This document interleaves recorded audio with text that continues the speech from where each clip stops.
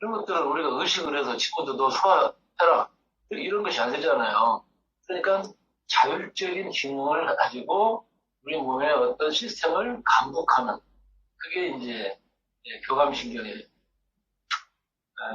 그래서 이 교감신경이라고 하는 것은 인간의 활동과 밀접하고 그리고 이 신체 기관 사이의 소통을 주관하고 있어요. 비유를 할 때, 이 교감신경은 우리가 자동차 운전할 때 이 가속 페달이죠. 그 다음에 차가 달리기만 하면 됩니까? 부교감신경이 또 브레이크 역할을 하거든요, 이게. 그래서 이 두 개가 신경이 이제 밸런스가 맞으면 우리의 삶이 뭔가 원활하게 잘 돌아가겠죠. 그래서 제가 쓰는 이제 그 HRV라는 게 있어요. 조그만한데 검지손가락 하나를 넣으면 이 교감신경과 부교감신경이 어떤 상태에 있는지를 수치로 다 이렇게 나타내 줍니다. 그래서 기회가 되시면 그걸 좀 활용하시면 좋을 것 같고요. 근데 병원에서는 이런 걸 안 해요. 돈 되는 것이 아니죠. 그래서 특히 그 상담을 하시는 분들은 이 사람이 도대체 신경이 어떻게 어떤 상태인지 그걸 확인을 하는 것이 좋습니다. 그리고 이제 가끔 사용을 하는데 그래서 바닥에 이 사람이 긴장이 돼 있다든지 또 그 뭔가 그 사람의 호흡이 제대로 지금 돌아가는 사람인지는 그 잠깐 측정을 해보면 바로 나오게 돼요. 그래서 상담실을 운영하시는 분들은 HRV를 기본적으로 갖춰놓기를 바랍니다. 결국 우리가 인간의 생명활동이라고 하는 것은 숨 쉬는 거 아니겠어요? 그런데 이 숨을 지금 어떻게 쉬고 있느냐에 따라서 이 교감신경과 부교감신경의 이 밸런스가 깨질 수도 있고 건강해질 수도 있습니다. 그것은 인간이 스스로 의지에 의해서 조절할 수 있는 거예요. 그래서 이 부교감신경을 이제 미주신경이라고 하는데 미주신경은 헐떡거리는 숨을 좀 늦추고 마음을 안정화하고 또 스트레스를 좀 이렇게 이완하도록 감소하도록 하는 역할도 하죠. 거기에 따라서 우리 몸 안에 있는 수없이 발생하고 있는 염증을 감소시키는 그런 역할도 합니다. 자, 몸의 조율 기능을 회복하는 것에서 핵심은 호흡이에요. 그래서 우리가 호흡 수련을 한다든지 명상을 한다든지 복식 호흡을 한다든지 왜 합니까? 내 몸에 이로우니까 하는 거 아니겠어요? 그것은 바로 이 미주신경이 부교감신경을 지배하는데 이 복식호흡이 횡격막을 움직여가지고 미주신경에 어떤 긍정적인 영향을 주기 때문이에요.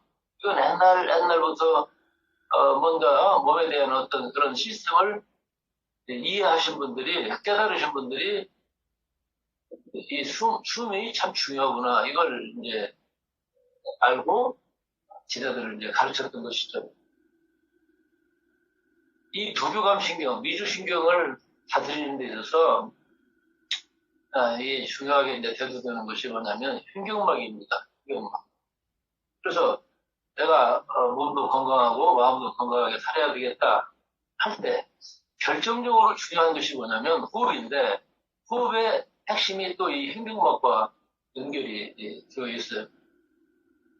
그래서 건강의 핵심 이 문제는 지혜의 문제하고 연결이 되어 있습니다. 그리고 이 문제는 기관 몸의 어떤 부위로 본다면 횡격막의 탄력성과 연결이 되어 있다. 우리가 격렬하게 어떤 화가 치밀어 오를 때가 있죠. 그때 어떻습니까? 가슴이 부풀어 오르고 숨이 빨라지고 이런 상태로 이제 빠지게 되죠. 사람들을 이렇게 상담을 하다 보면 그 사람의 이제 호흡이 어떤 호흡을 하는 사람인지를 저는 먼저 봅니다. 특히 갑자기 어떤 뭐 몸에 건강에 이상이 와가지고 그런 얘기를 하는 사람들을 보면 나가는 숨이 짧은 특징이 있어요. 날숨. 그래서 날숨이 그 짧은 사람들은 목으로 숨을 쉬거든요. 목숨. 그러니까 숨이 아래까지 내려가지를 않아요. 아랫배까지. 그러니까 그런 사람들의 무의식을 어떤 상태냐면 들이쉬기만 하지 나가는 숨을 내놓지 않으려고 하는 어떤 무의식이. 그러니까 숨이 짧아지고 헐떡거리는 숨을 쉬게 되는 거죠. 그래서 날숨을 길게 하는 거, 날숨을 안정화시키는 거, 이게 숨이 깊어지는 것이고 호흡 수련의 핵심은 이거예요. 그래서 바로 그런 깊은 호흡으로 가는 역할을 횡격막이 해주는 거죠. 그래서 횡격막이 긴장이 되면은 호흡이 짧아지고 또 그런 사람들을 보면 몸의 어딘가에 과다한 긴장을 주고 있어요. 항문에다가 힘을 주는 사람. 여러분들도 한번 살펴보세요. 지금 내가 어디에 힘을 주고 있는지, 주먹에 꽉 힘을 주고 있는지, 뼈에 긴장을 주고 있는지, 그리고 다리. 이 횡격막의 문제는 다리하고 연결이 되거든요. 이제 나중에 이제 이 다리의 문제를 제가 좀 말씀을 드릴 텐데요. 어쨌든 일에 쫓겨 사는 사람들은 자기도 모르게 조급하게 되죠? 그러면 조급한 사람들의 특징이 뭐예요? 바쁜 거죠. 또 한문으로 바쁠 망자가 있다는 걸 제가 처음 말씀드릴 때 했었는데, 마음 신변에 망할 망자입니다. 마음이 죽은 거예요. 그래서 잠도 못 여기저기 막 다닐 일들이 많이 생기고 조급하게 움직이다 보니까 다리가 혹사되는 거죠. 우리나라 사람들을 대표하는 말을 빨리빨리라고 외국인들이 많이 얘기를 해요. 빨리빨리. 왜 그렇습니까? 횡격막 호흡을 하지 못하는 그런 사람들이 많다는 거예요. 영국에 식당에 가는데 빨리 밥 달라고 제쳐오는 사람, 한국 사람밖에 없어요. 이 횡격막이 그러니까 뭔가 긴장이 되면 다리 근육이 같이 긴장을 해요. 연동돼 있으니까 신경 시스템이. 그래서 이런 문제가 부정적으로 표현된 단어가 빨리빨리. 한국 사람들이 경제 성장의 단계에서 얼마나 바쁘게 살았습니까? 그래서 우리 사회의 어떤 우리 국민들의 어떤 심적인 그런 부분에 대한 부정성의 표현, 이것이 빨리빨리라는 거. 그래서 정말 사람들을 이렇게 관찰할수록 날숨이 빨라지고 있어요. 그러니까 이 문제는 심호흡이 되지 않는다는 것. 심호흡이 되지 않는다는 것은 미주신경이 혹사되고 있다는 것. 그것은 다 자연스럽게 횡격막 근육이 굳어있는 사람, 횡격막 근육의 탄력성을 잃어버린 사람들의 세상이 되었다는 겁니다. 자, 이런 결과로 어떤 문제가 생깁니까? 건강을 잃어버리죠. 불행해지는 겁니다. 오늘 대한민국 사람들, 성인들 가운데 대부분의 사람들이 다 약 먹고 살잖아요. 약이 치료제입니까?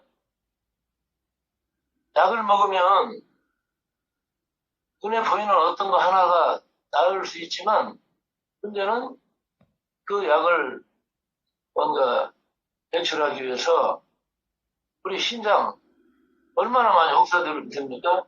지금 내과병원이 뭘로 먹고 사냐면 이 혈액 투석으로 살고 있어요.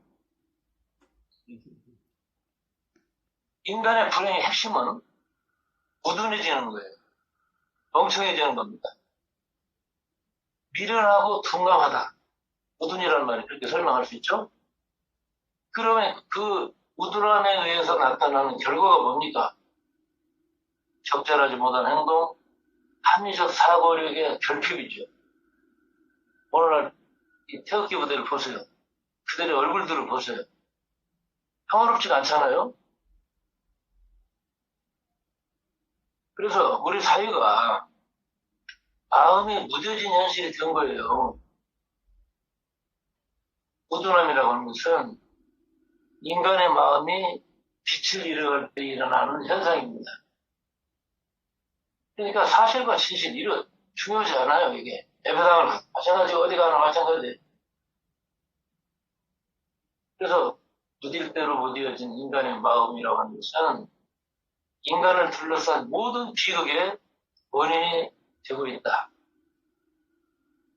마음이 무뎌지면 총명해질 수가 없어요. 가슴은 비장해지죠. 삶의 활력이 사라지죠.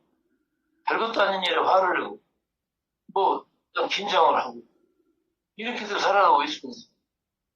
다들 걱정에 사로잡혀 있어요. 멍청하다는 증거죠. 더 중요한 것은 자기 자신에 대한 어떤 존재감각, 그리고 주변의 사물과 공간에 대한 어떤 그런 감각이 무뎌지는 거예요. 특히 아름다움을 아름다움으로 느낄 수 있는 그런 감각이 죽어가는 거예요. 이걸 경계하기 위해서 우리가 이 새벽 수련도 하는 거 아니겠습니까?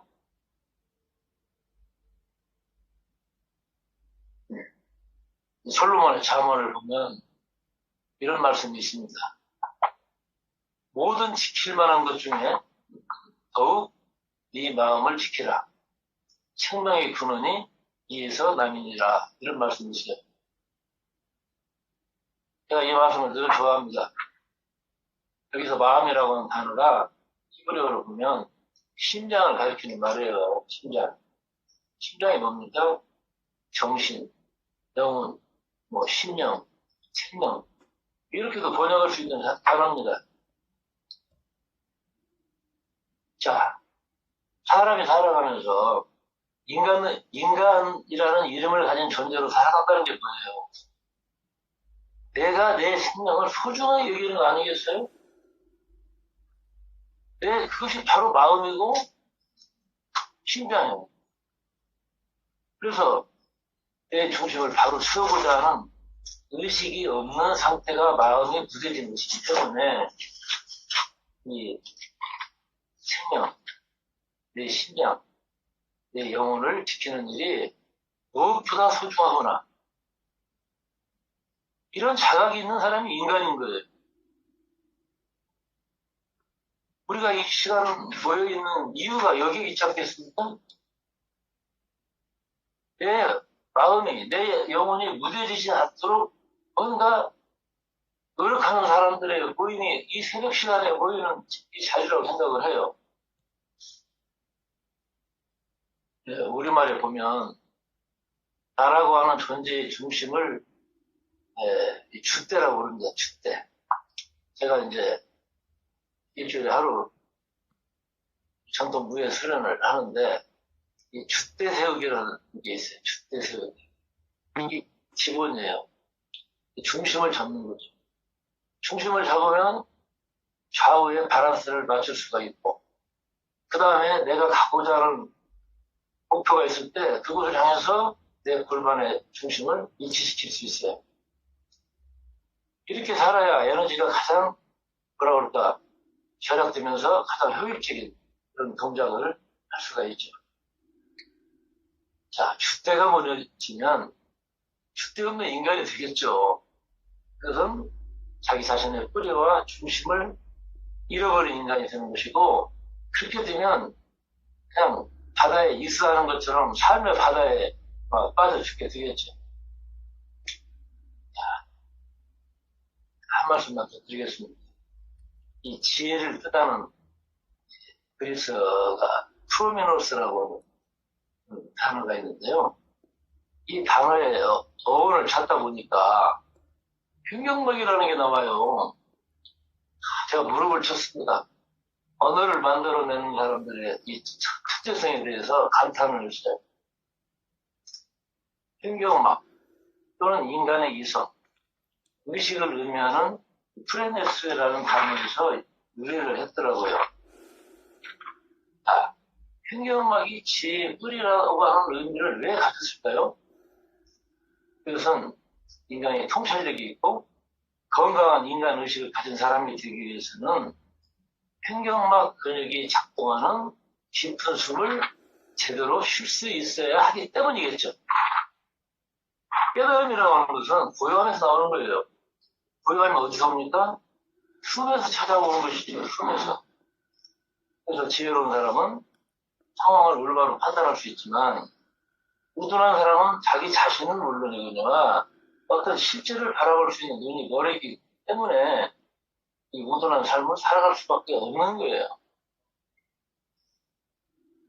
여러분들이 각자의 처소에서 뭔가 사람들이 중심을 잃고 조화를 잃어버리고 또 어리석게 살아가는 그런 삶의 방식을 살아가는 사람들에게 뭔가 안내하는 그런 역할을 하기 위해서